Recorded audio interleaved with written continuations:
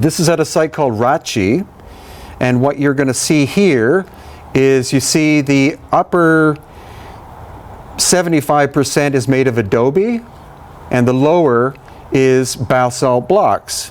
So what this tells us is the Inca found the basalt blocks and they built on top of it, because they couldn't copy the way it was done, but they said, this is amazing, who did this? We have to build a temple here, you know, for whoever it was, whether they were aliens or gods or their ancestors who had done the work. So that's what we see all over the place, is the recycling of the place, because it was sacred to somebody else, or it was built with precision by somebody else. And you see that everywhere where you have ancient cultures in the world, whether it's in England or Egypt or India or whatever.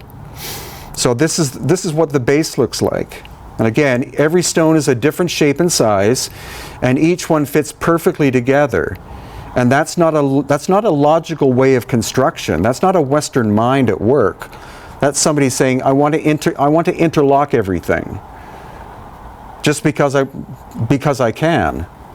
So this, compared to cutting stones of the same shape and size, which is logical, and saying, if we make them a foot long and we want it 100 feet long, the wall, then we cut 100 of them. This way, you don't know how many you need, and just the amount of work involved with a hard stone like that makes it difficult to do today with diamond tools. And this, again, this is another kind of obvious example, because you see the big basalt megalithic blocks with the knobs sticking out, and then the stuff built on top of it. So this is when the Inca first were approaching Cusco about 1,000 years ago. They found this wall section and they went, oh my God, we have to build something here.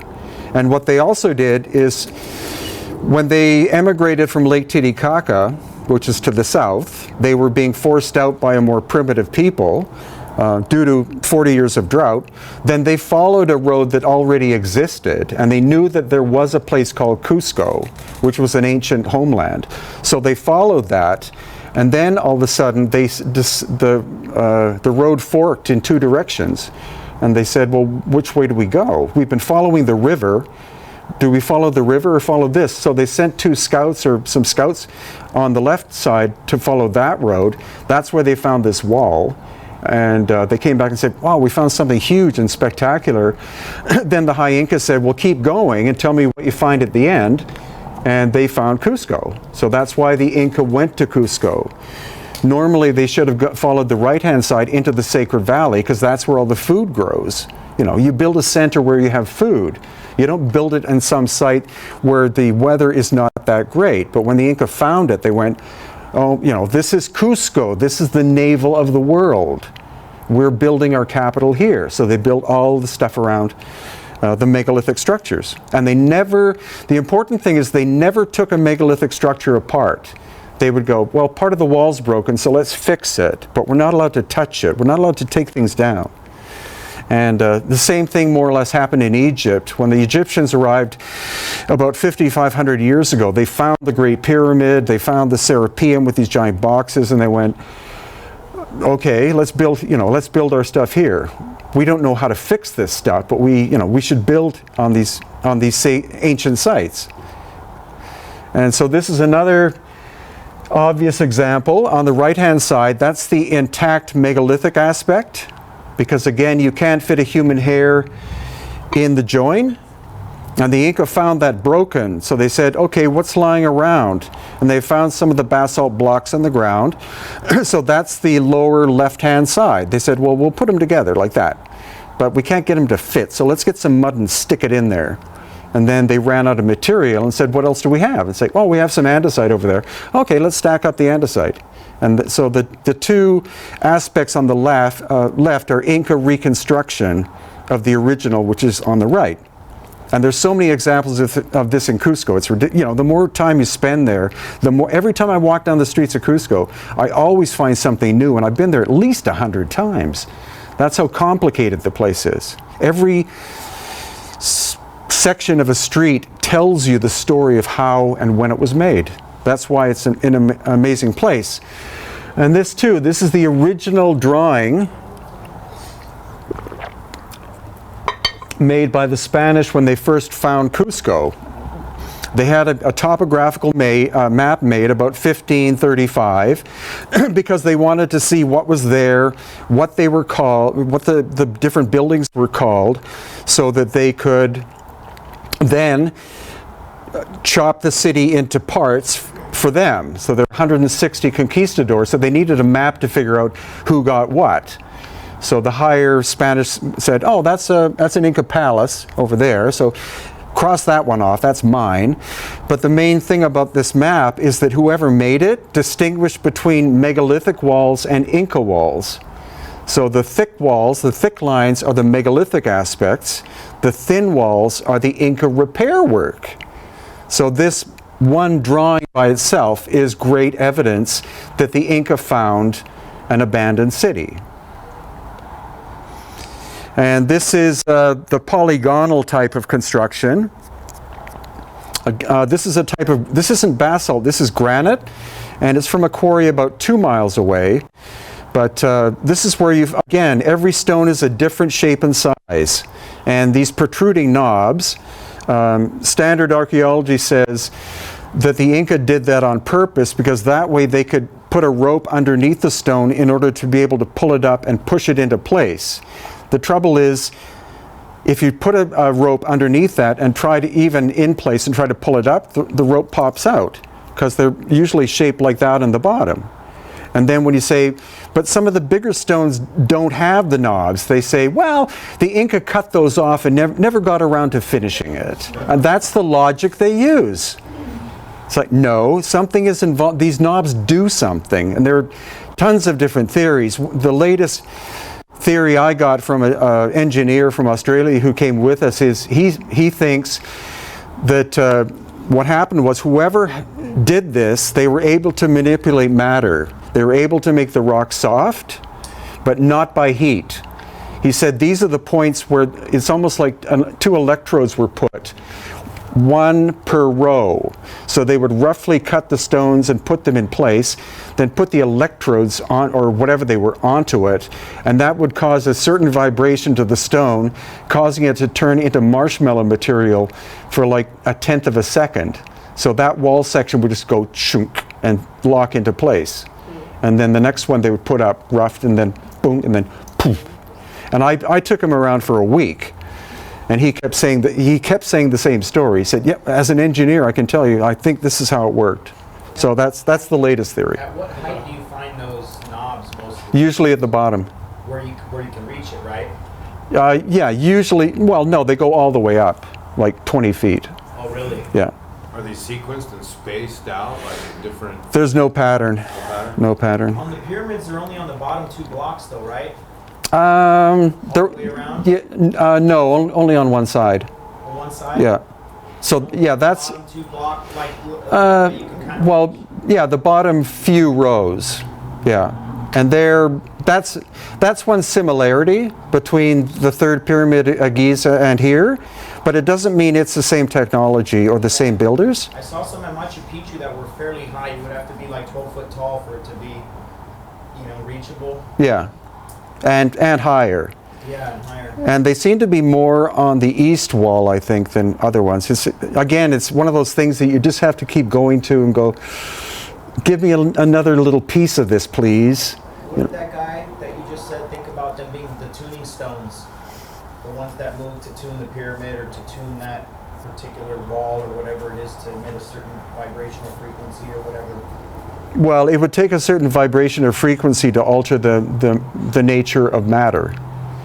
But he and I focused on where we were, not on what do you think of, because I don't speculate about places that someone hasn't been. So you can't look at a picture and say, this is my theory. You have to go there.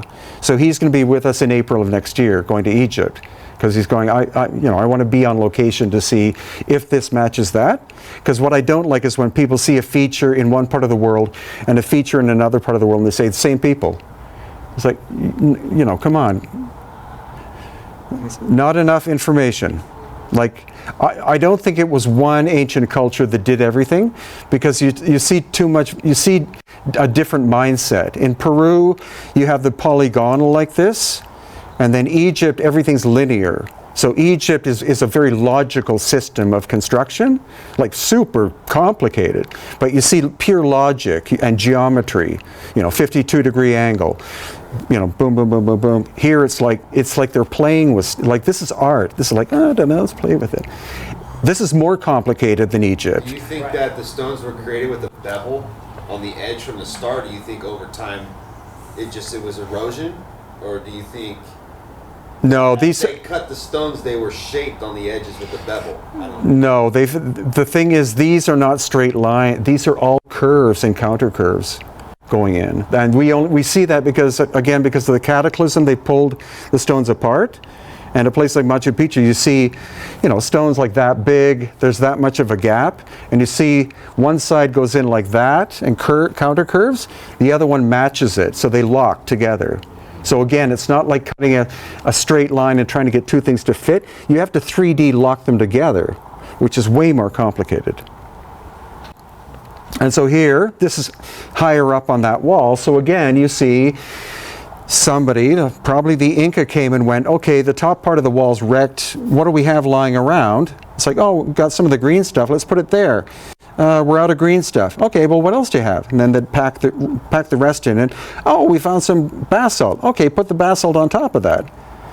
I wonder if there were some wood structures that may have been adjunct to that could have been steps going up, and they would use those as the edge of the floor joist to catch the hold of the wall. All those things. Yeah, actually. One I saw that they actually looked like it went up like steps, but they were big steps. Uh-huh. Yeah, and I don't know. Did you guys totally discount the possibility that they could have poured some of this in place? The what? Made No. Concrete? No. There's no. no way No. that's totally out. No. No. The geopolymer theory is ridiculous, because you have to grind. Well, in the case of the Great Pyramid, you would have to, there are 2.5 million blocks that are multi-ton. So that means, and each one's a different shape and size. So you have to make 2.5 million molds. What are you going to make the molds out of? They didn't have plywood. So there's no way that worked. But for some reason, like the outer surface of the Great Pyramid, what casing stone is still there, they fit perfectly together.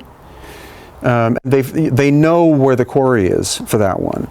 But for the inner core, you have stones that fit together like really well but not perfect, and there is mortar in there. So it could be that the original builders of the Great Pyramid did create a geopolymer in order to lock the stones together better. So, but you have to grind the material down to the consistency of flour. So what technology are you going to use that? It's not a bunch of guys whacking away with hammers on it. It has to be of a of a flour consistency to be able to make the material. It's not just a bunch of pebbles. It has to be so much so that you add minerals and other aspects in order to create a chemical reaction. So it has to be powder. So that's been blown, and they've also taken samples and they know where the quarry is, but the mortar might be that. But this is what the Inca did. You see, the front surface fits perfectly together, but in behind it flares out like that. So that's the Inca trying to go, let's make it look like that. Let's make a veneer look, because we can't do what they did, but we want it to be harmonious. So let's do the best we can. And this, we see that only because of reconstruction of these locations. But you see, this is an Inca attempt aesthetically to copy what was literally next door to what they found.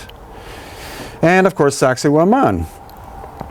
And here we have, the biggest stones here are not in this picture, but they weigh 120 tons.